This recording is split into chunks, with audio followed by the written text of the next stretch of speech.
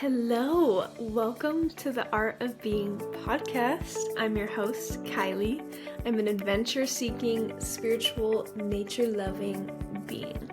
I'm here to help you awaken your inner aliveness and embody your highest self. It is time to unleash your potential and discover the art of living beyond solely existing. If you're a free spirit seeking to understand yourself on a deeper level, and also on a journey of self-growth, then keep listening. Hi friends. Hello. I am so excited for today's episode. I think it may be one of the best episodes I've recorded. It's very heartfelt, very authentic, and it feels vulnerable. I am sharing with you 23 lessons I have learned from the year 23. I recently just turned 24, and I find birthdays are a really good culmination point to reflect on how far you've come, what you've achieved, what you've learned. It's just a beautiful pause moment to really ground into yourself and acknowledge your own growth. And also, where else do you want to go? Kind of take a moment to gain clarity on how to move forth into this new year of you. So that's what I'm doing here today. I recorded this a few weeks ago, recorded it on my phone, and was struggling to figure out how to get like a 20-minute video from my phone to upload to my computer, but we did it. We're here, and with that being said, I hope you enjoy. I also am uploading it to YouTube, possibly a video version on Spotify. I'll figure it out. You'll know. If there's a video playing right now, you'll know that I've figured it out. If not, it's on YouTube in case you want to indulge in watching me talk. Yeah, with that being said, enjoy. Hi, hello, welcome to my channel where so many different versions of me get to have a creative outlet. And today felt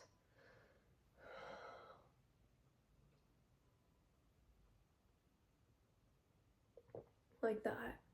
Sometimes my brain will get so many thoughts that I feel like I'm taken elsewhere. I look elsewhere. Like, where are we going, girl? What are you trying to catch? So we'll take this moment. I'll have you join me to get grounded. Take some deep breaths and feel yourself come back to your body, to your heart space. Take as long as you need.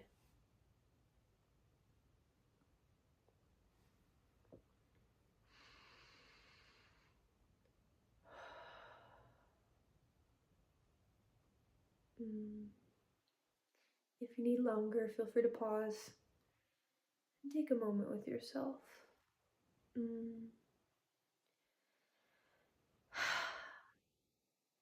Okay, hi, here we are. I'm back. A bit more grounded, not as squirrely brained. It's also nighttime. I'll probably be asleep within an hour, and I felt like doing a cozy chat with you guys. I have my cup of tea. Let me read you the little quote on the tea bag. The difference between a flower and a weed is judgment. Wise words from the unknown. Of course it's from the unknown. So, a little backstory. Why we're here, what we're doing. We're in bed. This is not my room. I'm dog sitting right now, and they just moved in. And so this room is blank. Everything is white. The only colors are my journal, my eyes. It's very blank. And it had me thinking about how I'm in a moment in life where my life feels like this. Blank. But in an exciting way of I get to choose what colors to add, how to decorate, what I want to do next. And I also get to choose to go different directions. So example, metaphorically, if I were to hang up a poster and I didn't like where it was, I could take it down and move it. If I didn't like where I moved it to, I don't have to hang it up. I'm not tied to doing anything my soul doesn't feel like doing. Oof. Oh, now we're getting talking. Oh my gosh. Okay. Two birds fighting outside. Anywho, this isn't my room. My room is chaotically organized with my mind and very colorful. Yeah, and I want to share with you 23 lessons from being 23.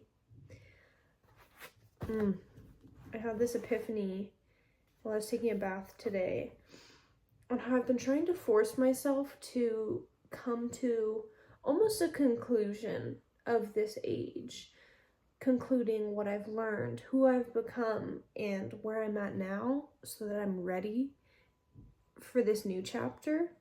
And I feel like my life is changing in multiple modalities, not just age-wise, coming to a closure of a chapter in that sense. It's like I'm being pushed into this brand new being, like a caterpillar going from the cocooning stage to a butterfly. It's like, I didn't know I had wings. I didn't know I could fly. I've never done this before. But I'm going to learn, and I'm going to give myself grace in becoming someone I've never been before. Cheers to that. Okay, lesson number 1. What you resist persists. I'll let you digest that one. What you resist persists. I just went and read my journal from last year, and that was one of the things I wrote when I was in a time of fearing what would happen if I put myself out there. And because I was fearing so much and resisting putting myself out there, it was persisting. The fear was growing, and I wasn't doing anything. So lesson, what you resist persists. Number 2, if I remain shackled or a prisoner to my thoughts, I will not be free anywhere. As a traveler, I have found escapism is one way of coping with yourself, but no matter where you go, you will be there.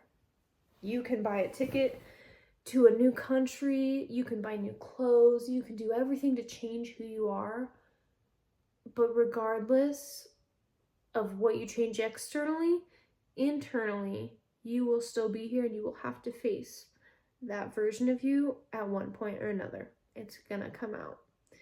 And so becoming friends with your thoughts, knowing you're in control, undoes the shackles, frees you from feeling stuck, feeling burdened by yourself.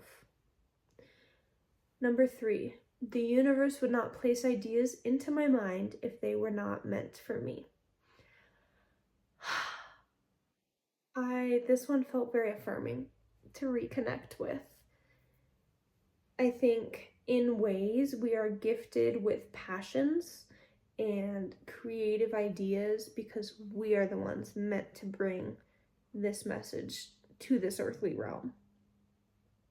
And it's very affirming to return back to that, to know, oh, I'm meant to paint this picture. I'm the one that's meant to do it. Number 4, when we look behind, we sap the energy we are to use in the future. Now this one was something I wrote in a journal a year ago, and I went back and forth of including it. Because yes, I think if we get stuck in the past, our thoughts will go back to that and we create this loop. Currently reading You Are the Placebo by Dr. Joe Dispenza, and he talks about the thinking loop. I think he uses clinical terms, smart terms of explaining it, but like the past thought forms, if you continue to think how you did in the past, you're going to continue to act like that and be in this loop. But as soon as you break out of that, you create new neural pathways in your brain that are like, oh, wait, this feels good. Let's create more of that. And then you break free from past experiences and past self. So, when we look behind, we sap the energy we are to use in the future. I love asking myself, is this worth my energy? Is it worth my energy to give in to these thoughts? To continue to go back to that situation and think about what I could have done differently, what I would have done differently, what happened? Or is it best to accept, embrace, and let go to be able to let in? If only I could show last year Kylie this and like speak directly to her. Ugh, crazy stuff. It's also wild because this version of me has always existed, and it's really neat to be able to embrace and experience her now. Think about that. Think about the versions of you have been manifesting, calling in, dreaming about becoming. And then think about where you're at now. At one point in time, there was a version of you that had thought about the you here and now and wanted to be here so badly. So much so that you've gotten here. So neat. Number 5, my messages are best expressed when I am authentically me. This one. My messages are best expressed when I am authentically me. If you try to construe and change your words to fit what you think others want to hear, it's not going to be authentic. When I tweak the way I say things in fear of what others will think, I'm not being authentic. But when I say it authentically, it may take people back, but I know I'm doing so from a place of love, and I'm doing so in a way that feels good and is able to land with those who are meant to receive it. I broke it. I don't know if this video did a little glitch in between. I'm filming on my phone, so I'm breaking it into like 2 or 3 parts so that I can upload it to the cloud, edit, do the things, and it's not like, this video's too long. You hear me? You feel me? Also, I have pants on.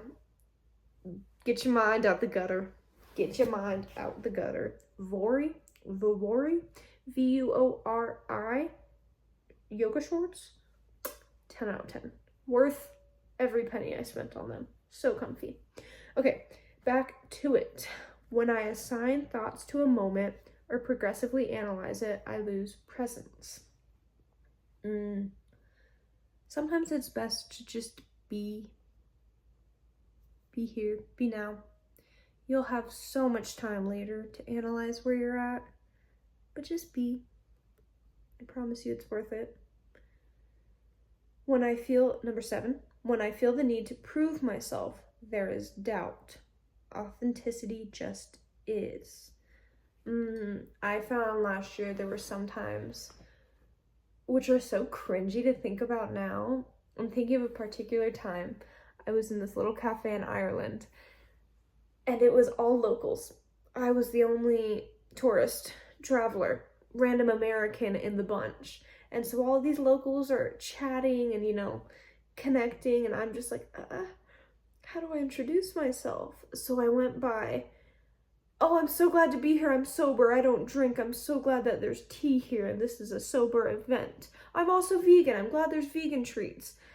And it was just like this word vomit of me trying to prove that I'm a quote unquote good human for not drinking, not eating meat. So interesting. And I remember walking back home after, like, Kylie, what was that? What just happened? Oh my God, like forcing myself down people's throats when I'm very much a person of, I am who I am, and if you don't like me, that's okay. That's not a reflection of me. I don't need to prove myself. But for some reason, I felt inferior being the odd one out. So I was like, how can I make myself seem like a good human?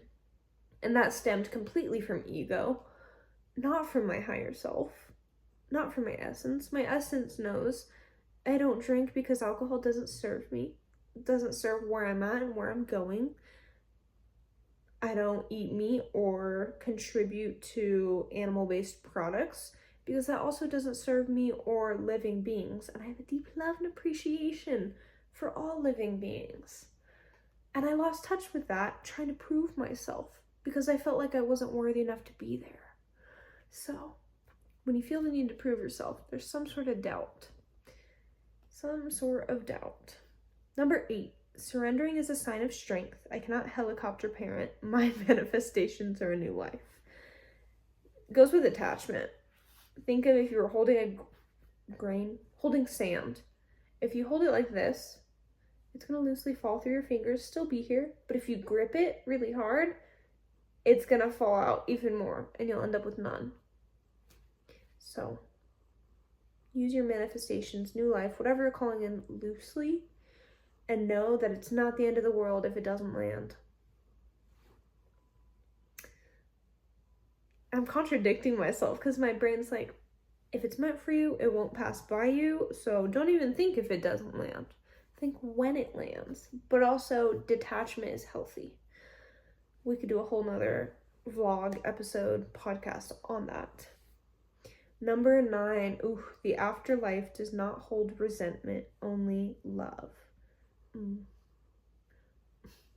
I lost Tobertito, my soul pet, soul dog, last year when I was in Costa Rica, and it was tough.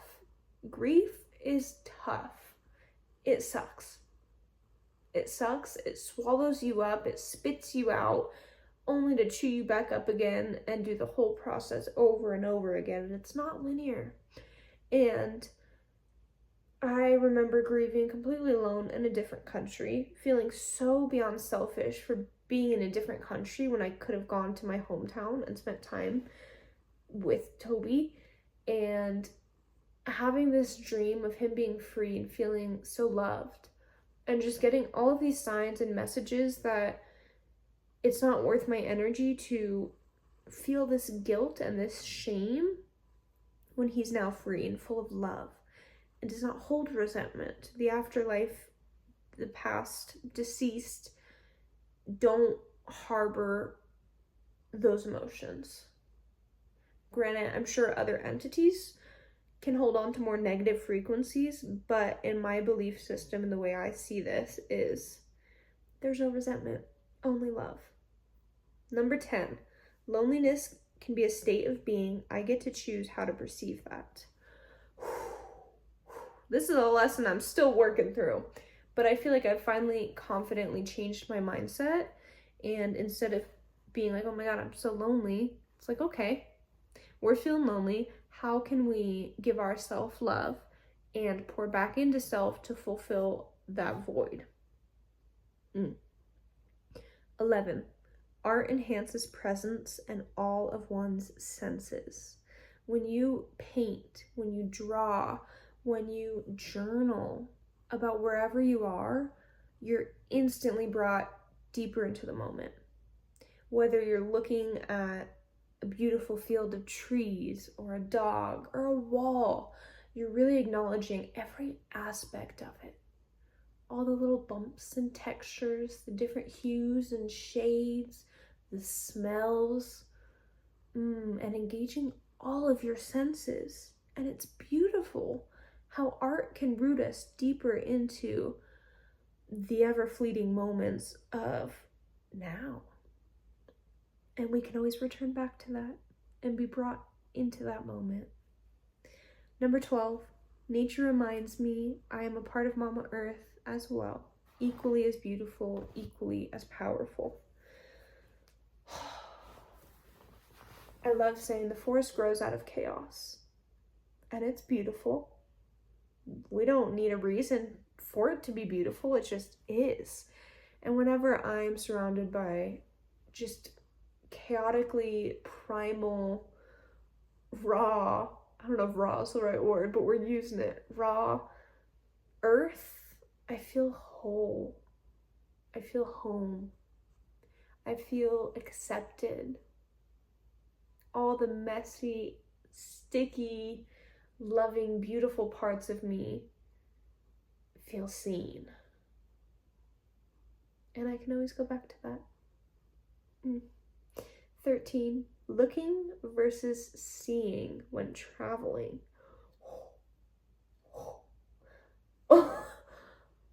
There is a type of perspective, that's a good word, type of perspective, where you look at something, but you don't see it.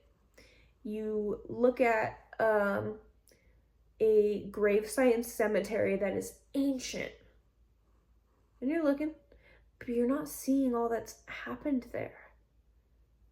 I went on a tour to the Cliffs of Moher, and not my style. I tried it, and they're not my style. You get 10 minutes, and there's stops along the way. We stopped for 10 minutes at this ancient burial grounds. Beautiful. People rushed off the bus, took pictures, rushed back on. And I stood there in awe. Didn't take out my phone. I don't think I even took a picture. Because I'm like, y'all, do you see where we're at? Are you seeing where you are? Or are you just looking? I went here, I did this. It blew my mind. I'm standing here like, oh my God, this feels so, I feel honored to experience the energy of this land, the energy of where I'm at, where people used to come grieve and honor the dead and have a whole celebration, a whole ritual. And you're taking selfies with a selfie stick? And now, no shame. No shame. I am not hating on or putting down people for how they choose to travel. It was just a perspective I found interesting. And within 5 minutes, we had 10 minutes, 5 minutes, everyone loaded back onto the bus. And I stood there like, do you guys even know where we are? Did you take a moment to look around? Because everyone was so captured in getting pictures and looking, but not seeing. And I talked to the little security guard that was there. I'm like, this is amazing. This is beautiful, divine. And he was like, it's so sad how so many people come, take a picture, and walk off. And they don't even take a moment to be present with where they're at. And that really sat with me and made me look at all of life. Where am I looking and not seeing and feeling and being fully in the moment? Groundbreaking. You can Google pictures of this place. Pictures of wherever you are probably exist. So why not just be where you're at? Same thing with the Northern Lights, for example. You could Google Northern Lights and see millions of pictures. But you can never be exactly in that same spot in Iceland looking at them shimmer above you. You can't transfer that experience to anybody else. Or something mundane as a really good cup of coffee. Enjoying it, savoring the flavor. Instead of, I guess coffee's not the best example. Taking pictures to post where you went, what you did. And like I said, there's no shame. Everyone travels and lives differently. And it's not my place to judge you for how you're living. It's just interesting. Okay, we're gonna take a little pause so I can split this up and then we'll do the second half. Okay, my little pause was like 2 seconds. I'm really into this. I'm really enjoying this. I guess we will do a little check-in. How are you doing? Take another deep breath. Unclench your jaw. Release any tension. Maybe soften your shoulders. Wiggle your toes. Feel the ground you're seated upon. Thank you for being here with me. I'm sending you love, and if I could hug you, I would, if you're a hugger. I know everyone's not a hugger, so I'm just gonna send you some love. Okay. Number 14. It's so cool we landed on this one after that little moment. Love is the invisible thread that binds us all together. Love is the invisible thread that binds us all together. I feel like there is a little thread between whoever's watching this, or if you're listening, there's a thread between me and you, and I just trust and have faith that you can feel the love coming from me, pouring to you, because it's the same love. After all, the one language of this universe, love. Hi, hello. Best apologies for the little break. I got up to let the dogs out yesterday in the middle of recording, and as soon as I got back upstairs into the bed, I was so tired. So I listened to my body and I went to bed. And now I am here momentarily in my room. It's a little more chaotic, beautifully chaotic. And going to continue with the rest of the 23 lessons learned from 23 years. We left off at number 15. Unconditional love sees and accepts beings as they are. That was a huge lesson for me. I found that I would want people to be a certain way, and I ended up getting disappointed many times because they weren't showing up as the way I wanted them to. But that's not authentic. That's not me loving them for who they are. That's me wanting them to be a certain version I have in my mind, a certain character, and getting disappointed from having these expectations. And I've learned over the year of 23 is I can love people as they are. I can love them in their faults and not agree with them, but that doesn't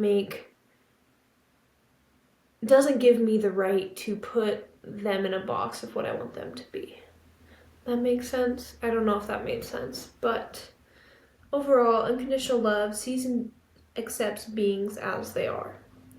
And with doing so, I've let go of people and I've let people in, and it's been beautiful. Beautiful journey. If you were to tell 2 years ago, forgot to turn off my do not disturb. Best apologies. 2 years ago, if you were to tell me this, I would have been like, oh my god, we have to let people go. Icky. But now no shame, do it often. 16. You must carry out work with acknowledgement that it is doing good, not what it makes you appear as to self or others. You must carry out work with the acknowledgement that it is doing good, not what it makes you appear as to self or others. Ooh, my ego. So a little backstory. All of last year, actually, I'm pretty sure as soon as when I turned 23, I was not employed in a 9-to-5. I was doing tarot reading and had this goal of opening a mindset business, which has since changed. And the idea of going back to a job terrified me because I thought, oh my god, I'm a failure.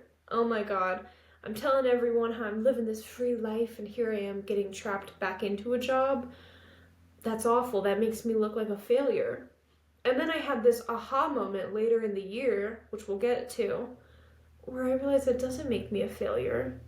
And as long as I'm happy and doing something good and not hurting others, who fucking cares? No one's gonna look at me and be like, oh my god, she's working again? Oh, poor her. No, I tried, I learned, and yeah, that one hit hard. That was something I wrote in a journal about a year ago today. So, with that, 17, as we were saying, it is okay to change your mind and walk away from what you once wanted. It is okay to change your mind and walk away from what you once wanted. I feel so good to say out loud. For about 4, maybe 5 years, had this idea of doing life coaching, mindset coaching, self-love coaching, some form of holistic coaching. And I never went all in. I would put one toe in, do something really big, and then retreat. And kept doing that dance of making things happen but not going all the way in. And I hit a point last year where I'm like, you know what, maybe this isn't for me in this moment, and that's okay. Maybe I don't have to keep saying, well, is it not for you, or do you just not want it bad enough? Maybe I can let it go and see what else is out there. And that's okay. It's okay to change my mind. It's okay to decide, I don't want to do this anymore. It's okay.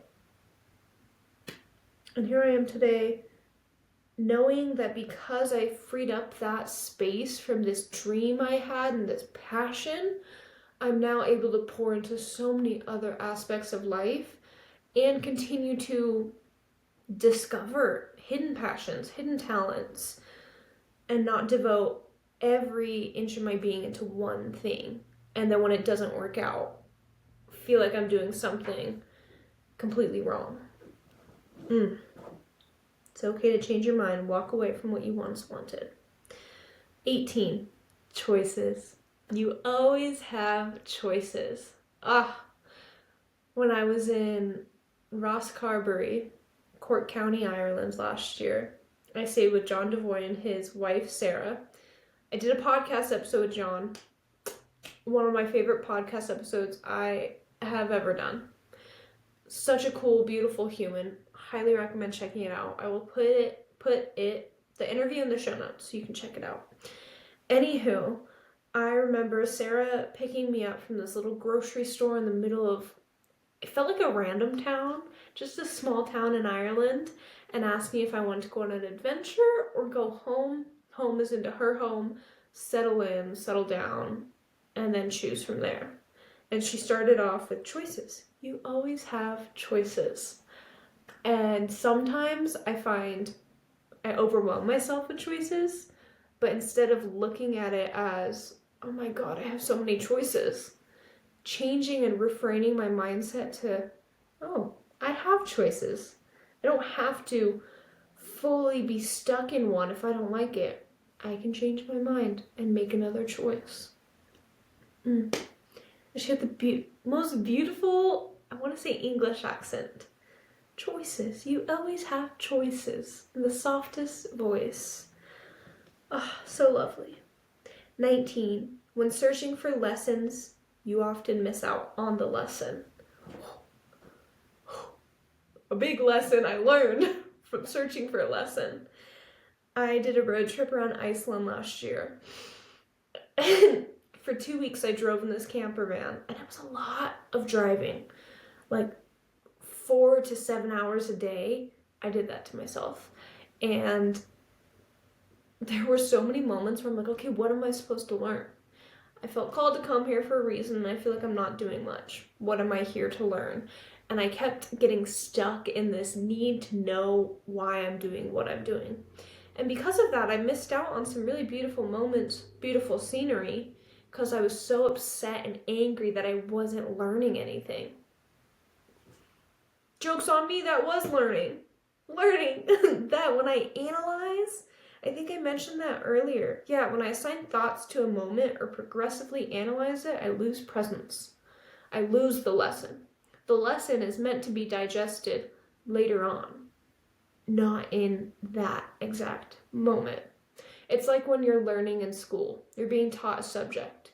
You're meant to digest the subject, understand it, and learn in the moment.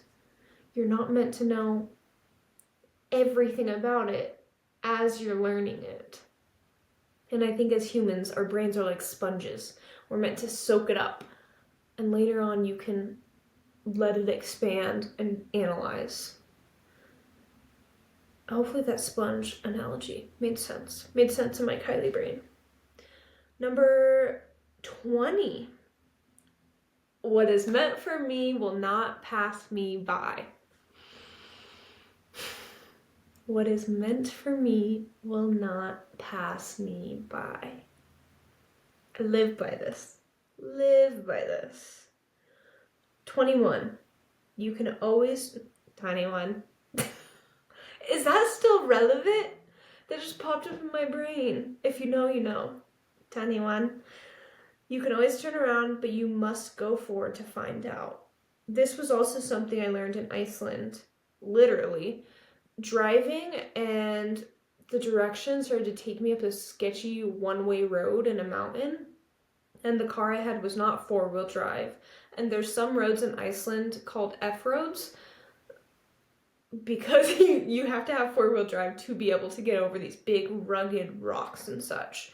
So I was anxious that my little camper van with almost bald tires was not going to make it up. But I was also so curious what was in this mountain, in the highlands, and wanted to know. And so I told myself, I was like, okay, Kylie, here's what we're going to do. We're going to move forward. If I feel unsafe, if I feel like I need to turn around, I can. But I'm never going to know what's in this valley, in the highlands, in the mountains, wherever I'm going, if I don't continue on. And it turned out to be one of the most beautiful places I've ever stepped foot. It was desolate. I think I saw maybe one other person while I was driving. Shit ton of sheep. Waterfalls all over, just so beautiful. And I parked my car and I got out and I yelled so loud and feel like I released so much that was holding me back in that moment. And I would have never done that if I hadn't have gone forward. And I didn't realize that was the lesson until after I left Iceland and was just digesting all that had happened. And now I think that's very relevant in so many ways in my life, in your life, in life in general.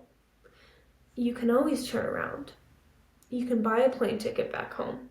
You can go back to school. You can go back to work. But you'll never know what is out there until you go after it. That's why it's the unknown. You don't know until you know. So go for it. Seek discomfort and seek the unknown. 22. Having a purpose for travel makes it more meaningful. Another thing Sarah taught me, we were talking about travel, and she was like, well, why are you in Ireland? And honestly, I felt called. I think art was a big motivating factor as well. I love art. Art moves me, moves us, connects us, and is a language that needs no words to be shared. And I told her that, and then I told her how I want to do more of a long-term travel at some point. And she was like, well, there comes a point where you have to sit down and ask yourself why you're doing what you're doing. Yes, it can be fun. It can be a holiday. But also, have an intention. Have a why. Have a reason, and you'll find it will be 10 times more intentional and beautiful. And also, then you are contributing to wherever you are traveling to, contributing to the environment, the ecosystem, the people, the culture, by intentionally going there to, per se, learn, contribute, volunteer, whatever it is, have a why and a purpose. That stuck with me. That stuck with me, and it still sticks with me, and I still question what my why is for embarking on travels, going places I go. Oh my gosh, we have made it to number 23, and I have 2 bonuses because I didn't want to limit myself. But lesson 23, I do not owe anyone my energy. Side note, I do not have to respond to texts or calls if I do not want to. As a always recovering people pleaser, I'm always working through it, I found comfort in knowing it's not my responsibility to constantly show up for others. I love being there for others and I love supporting people, but I can't do that if I'm energetically spent. And that's okay. It is so liberating to know I am not at, what's the word? It'll come to me. I'm forgetting it for a reason. I saw this thing one time that when you forget what you were going to say, it's spirit holding you back from saying that because you're not meant to share it with whomever you're talking to. So maybe that's what this is. But yeah, I'm not at anyone's... Oh, what is that? I want to say it. It's not my responsibility to constantly be there for others, and I can take space for me. Okay, my 2 extras that I added, 24 kind of goes with 23. No need to over-explain. No is an answer. This is a goal I set for myself, or I guess more of an intention for this year, 2025, is not over-explaining. No means no, and that's okay. I don't have to tell everyone, oh, I can't go to this because I actually just want to take care of myself. I don't have to make up excuses. I can just say no and be okay with that. Boundaries, baby. And the last one, we kind of touched base on this. Just because I did not succeed does not mean I failed.